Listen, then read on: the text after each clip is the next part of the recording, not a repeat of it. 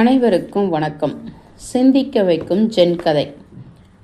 கடைசி சிரிப்பே முதல் சிரிப்பு.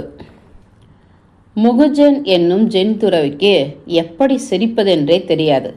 சொல்லப்போனால் எப்பொழுதும் முகத்தை கோபமாகவே வைத்திருப்பார். ஒரு நாள் அவர் நோயால் பாதிக்கப்பட்டிருந்தார்.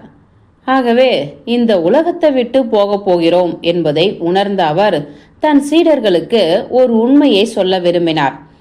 அது என்னவென்றால், நீங்கள் என்னிடம் 10 ஆண்டுகளுக்கு மேல் படித்துள்ளீர்கள். எங்கே நீங்கள் கற்றுக்கொண்ட ஜென் தத்துவத்தை வெளிக்காட்டுங்கள் என்று சொன்னார். பின் யார் ஒருவர் அதனை சரியாக வெளிப்படுத்துகிறாரோ அவரே என் வாரிசு மற்றும் அவர் என் கோப்பையை வாங்கிக் கொள்ளுங்கள் என்று கூறினார். அனைத்து சீடர்களும் பதிலளிக்காம முகுஜனின் சிரிக்காத முகத்தையே பார்த்து கொண்டிருந்தனர். என்சோ என்னும் சீடன் அவரை பார்த்தாலே மிகவும் பயப்படுவான். இருப்பினும் அவருடன் நீண்ட நாட்கள் இருந்ததால அவரின் அருகில் சென்று அங்குள்ள ஒரு மருந்து கோப்பையை நகர்த்தினான். இதுவே துறவியின் கேள்விக்கான பதில் என்பது போல் அந்த என்சோ வெளிப்படுத்தினான். அப்பொழுது அந்த துறவியின் முகம் இன்னும் கடுமையாக மாறியது.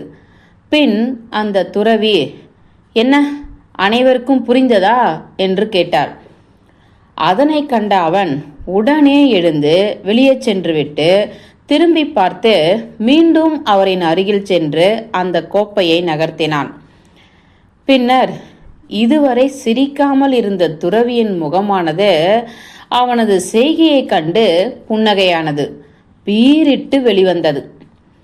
பிறகு அந்த துறவி அவனிடம், முட்டாளே, நீ என்னுடன் 10 ஆண்டுகள் இருந்திருக்கிறாய்.